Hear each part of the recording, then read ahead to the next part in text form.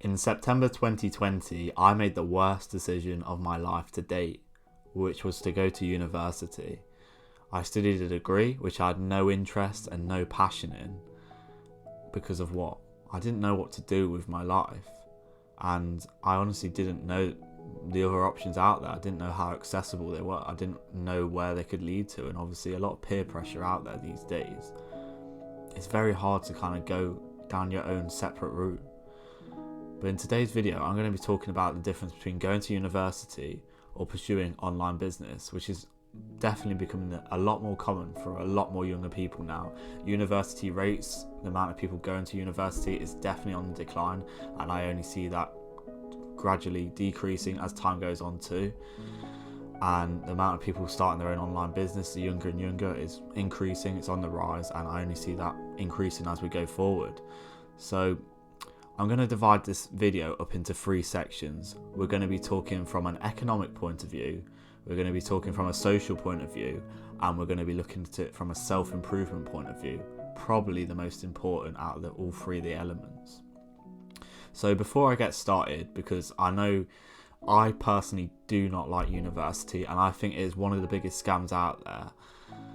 But I do want to make it clear that if you do need to go to university, then by all means do it, because there's a few jobs out there, such as like being a doctor or working with medicine or a veterinary type of job, where you are going to need that degree. So if you are set on know exactly what you want to do, then by all means go to university, because that is what you need in order to progress in your career. But unfortunately, for the vast majority of people, you don't need that degree to get to where you want to be in life, or you don't know where you want to be in life. Therefore, going to university is a very poor decision to make, because from the first area we look at is a financial perspective. University fees are $9,250 when I started in September 20, and I'm sure they're still the same now.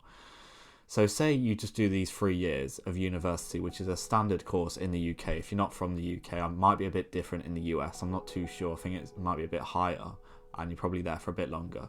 But 3 years is a standard course, and over those 3 years, you're going to accumulate, without any interest at all, pretty much 30k. Plus, you have most people will end up living there at university, which is pretty much what most people actually go to university for, which I understand, and we'll get onto the social side later. But say you probably get into 5k each year debt is probably about standard. Some people a lot higher, some people not too much, because they probably have parents who will support them a lot more. But say we have 5k, so that's another 15,000 onto our already 30,000 debt, which will equal around 45,000. Then you've got interest, which you'll have to pay back too. I think it's around 6%, depends how quick you pay back. But realistically, you're probably looking at 60, 70k for an average kind of student of debt for going to university, to end up in a job which you either won't use that degree to get that job, or you didn't even need it anyway. You could have probably just got some experience. And when you actually think like that, it's crazy. That's why I could see it as the worst decision I made, because financially, I'm just like, it was such a waste of money. And I always think, if you looked at it from, if you paid to go to every single lecture, say it was £50 a lecture, and you had to pay there and then, no one would do it. But we don't look at it from like that, because a lot of students, myself included, back in 2020, didn't think about it from that perspective and be like, oh well, it doesn't really matter. You don't really look at it when it's alone. You think, oh well, I can worry about that one day. But it's something you should worry about before you even go. You should be considering that when you decide if you want to go to university or not. So that's a university perspective when it comes to finance. I think everyone kind of knows financially going to university is not a great decision. And on top of that, before I get onto online business, you're probably going to end up getting a job which wouldn't even cover paying off the full debt straight away.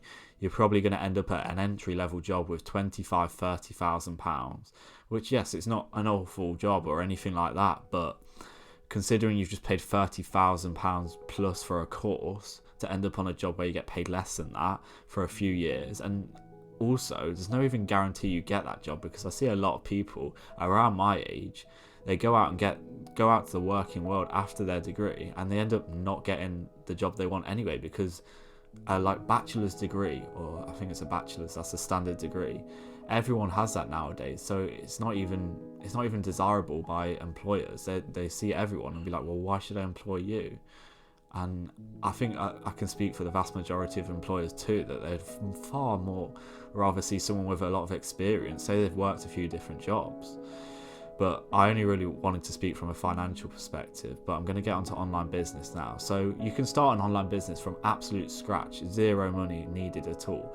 For example, creating this YouTube channel, which I would highly recommend you to start your own YouTube channel, regardless if you want to do this type of thing, or if it's just kind of something to do with your career or your passion or an interest that you want to do.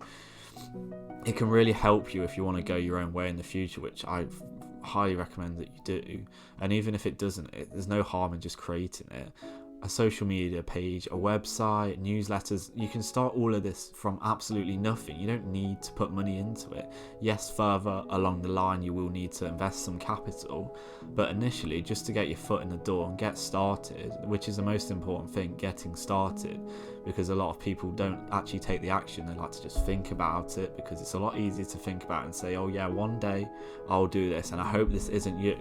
But there's a lot of people out there, and I know people specifically, I could come straight to my mind, that will say, yes, one day I want to do this, but nothing ever happens. There's a massive difference between the people who say and do stuff, like myself. If I say something, I'm going to do it, and I make sure I deliver. And that's why I actually go and achieve things. And I want you to do the same, because I find it so frustrating hearing all these people just say shit and no action follows. Another part, when it comes to online business, you need to educate yourself. You always learn, and you should always have the appetite to learn too. So there's a lot of great books that you can read. I'm not going to go too into detail of what type of books. Stuff like The Millionaire Fastlane, which I've done a book review on my channel. Definitely go check that out. Or Russell Brunson has a few books to do with like .com secrets, which will really help you in starting your own online business and funnels and all that stuff. You can get these like audio books for like 99p, or just buy a hardcover like normal book for like £5-10 second hand, £15 brand new. It's like nothing at the end of the day, considering what you'll spend at university. But like I said, all of this stuff, newsletters, social media page, YouTube channel, it costs nothing, and you will start earning money over time anyway. But always, when you start your own business, I would highly recommend, unless you have a lot of capital, and maybe you're probably a bit older than myself, maybe you've been in the working industry, or you've earned some money from another type of side hustle, or inherited some type of money, then you probably are going to have to get a job on the side, like a part-time job or a full-time job, probably ideally, where you can earn a decent amount of money and then reinvest it in your business. Because at the end of the day, it's going to be very hard to start a business and earn money straight away. You're probably going to need a year or two before you start to really see some serious income. So that's financial, I quickly ran through from university and online business perspective of kind of the differences between, and as you can see, online business completely comes on top when it comes to your finances, and definitely when it comes to earning money in the future. By the time you're in business 5-10 years, you're going to be earning a hell of a lot more money than a 9-to-5 job, where you might be earning up to 50, 60, maybe 80 to 100k if you get a really high-end job. But at the end of the day, it's not really going to go a lot higher than that if you're not like a CEO, which is very, very hard, and you probably have to be in the industry like the whole of your life to get there. Whereas in a business, you can easily be earning like 10k within 2-3 years. You should be able to earn that. So financially, it makes a lot more sense to start your own online business than to go to university. So socially now, I'm gonna start with online business from a social perspective this time. And from what my experience so far, obviously I'm quite early on, but I've listened to a lot of people who've been in the game a lot longer than me, and I can kind of see where this is going to go. I can see a pattern between a lot of people. It's very difficult at the start. You're going to be quite lonely socially when you start your own thing. You may want to start with someone else, which I wouldn't recommend this, because I started doing YouTube and I started a podcast with a couple of people too, and it didn't work out very well, because at the end of the day, you can't really rely on many people. And when it's yourself, you can put that accountability on yourself to make sure that you deliver.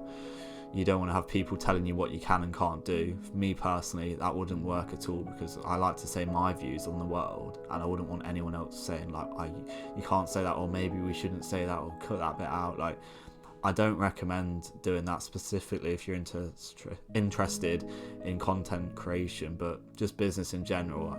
I think starting off is definitely best to kind of go with someone not just go on your own, unless you really know someone who's really going to be reliable and has probably maybe had some previous experience. But I think for most people it's best to go on your own, which can lead to you being very lonely. And I've found this quite a lot, because when I'm the type of job that I want to do, like recording videos, making content for you guys, and courses and anything along that, it's all me. I do everything on this channel at the moment, and it'll probably be that way for a long time still. And I want to have full control of everything, and I don't feel like relinquishing that anytime soon. So it is hard, but as time will go on, you'll probably start to interact with a lot more people in your industry, and as you become more successful too, people will start looking at you and maybe want to do some type of collaborations with you, or some things along that line. Things will become a lot easier, but hopefully you'll probably have your own kind of friends without being in business with them. That's ideal, really. You don't really want to have friends that are involved with your business as well. Actually, will end up leading to fallouts and stuff. And from experience, like I say, I don't think that's a good idea. It never ends out well, I don't think, for most people. So from a social point of view, we'll talk about university now. And this is where university probably does win, because, well, it does win, but I don't really know if it's a good thing, because it has its good sides. You're very social, you're going out, you're meeting a lot of people. If you put yourself out there, you'll meet a lot of people, which is obviously good, and you'll improve your social skills a lot, which is very important. We know this on self-improvement ourselves. But the type of people you're going to be hanging around with is probably good. They're going to be quite degenerate, and they probably won't be the best influences for you, especially if you're on self-improvement. You want to keep working on yourself. It's going to be very hard in your journey to keep doing that with these type of people around you. So yeah, I'm not too sure, and I don't really think you'll really probably have these people in your life for the rest of your life, because a lot of the people that I kind of have met at university, they're not my friends, and I wouldn't want to really spend time with them at all in the future. I don't really think. They're just very different to me. University people are naturally going to be quite degenerate, because you go there to party, you go down there to just drink and not really be productive. You don't get people on self-improvement at uni, to be honest with you. You'll get the odd guy, but it's very difficult. So socially, yes, it has its advantage, but you might end up becoming a lot worse overall, and probably naturally going to be a lot more degenerate. So I think that's enough from the social side. So it's from the self-improvement, which is kind of similar to a social side. They'll kind of correlate as I go through. So I'll start from the university perspective. And as I've kind of mentioned, your progress on self-improvement is very likely to stagnate whilst at university, specifically if you are living there. If you are living at home, then probably not, because I lived at home for 2 years whilst at university, and I was pretty much able to carry on what I was doing. It shouldn't really make any difference. It's just no different to you just working a job or anything like that, because you're at home, you can do whatever you want. You're only actually there to study. You're not there from the actual university lifestyle perspective. But yeah, I think if you're living there, I'll show you a couple of photos of me whilst I was at university, kind of like in the party scene. And as you can see, I didn't really want to get involved, but you do end up getting dragged into it, because you'll probably have some like people who you think are friends. Like they might be fine and you get on with them and stuff, but they're likely to be in that, and you're probably going to get the FOMO, and it's going to be very hard for you to kind of not bow down to that peer pressure and get involved in that, because that's kind of all people do at university at the end of the day.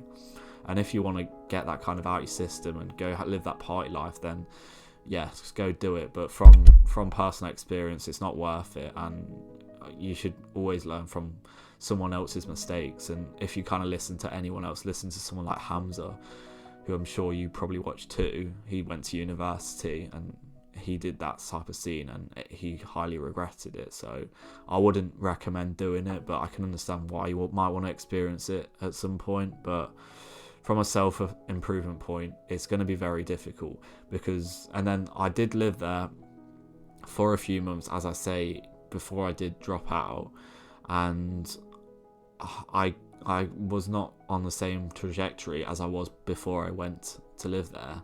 I was not eating as clean. I wasn't hitting gym as much. My sleep pattern was a bit fucked because I'd hear all these people coming in from going out at like 3-4 in the morning.